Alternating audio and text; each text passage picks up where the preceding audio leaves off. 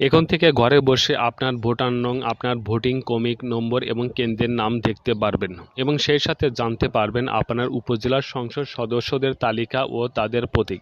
এর জন্য প্রথমে যেতে হবে গুগল প্লে স্টোরে। গুগল প্লে স্টোরে গিয়ে স্মার্ট ইলেকশন ম্যানেজমেন্ট বিডি নামে এই অ্যাপসটি ইনস্টল করতে হবে। ইনস্টল করার পর ওপেন করবেন। ওপেন করার পর জাতীয় সংসদ নির্বাচন এইখানে ক্লিক করবেন। এখানে ক্লিক করার পর আপনাদের উপজেলার সংসদ সদস্যদের নাম ও তাদের প্রতীক দেখতে চাইলে প্রথমে বিভাগ নির্বাচন করতে হবে।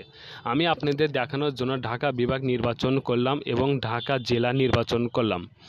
ঢাকায় 1 আসনের তথ্যর জন্য আমি ঢাকায় 1 আসনে ক্লিক করলাম। এখানে ক্লিক করার পর মোট ভোটার, মোট পুরুষ ভোটার, মোট মহিলা ভোটার এবং ভোট কেন্দ্র দেখাচ্ছে এবং সংসদ সদস্যদের তালিকা ও তাদের প্রতীক দেখাচ্ছে। এখন আপনার ভোটার নং এবং ভোটিং কমিক নম্বর এবং কেন্দ্রের নাম দেখানোর জন্য নিচে ডান পাশে ভোট কেন্দ্র খুঁজুন, এখানে ক্লিক করুন। এখানে ক্লিক করার পর এনআইডি নম্বর এবং জন্ম তারিখ দিতে হবে। আমি আপনাদের দেখানোর জন্য আমি আমার এনআইডি কার্ডের নম্বর এবং জন্ম তারিখ দিচ্ছি।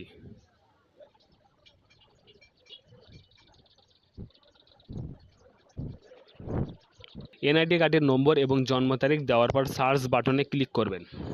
সার্চ বাটনে ক্লিক করার পর আমার ভোটার নং, আমার ভোটিং কমিক নম্বর এবং কেন্দ্রের নাম দেখাচ্ছে। এখন আমি যদি আমার বর্তমান লোকেশন থেকে ভোট কেন্দ্রে যেতে চাই তাহলে দিক নির্দেশনাতে ক্লিক করলে গুগল ম্যাপের মাধ্যমে আমাকে রাস্তা দেখাবে।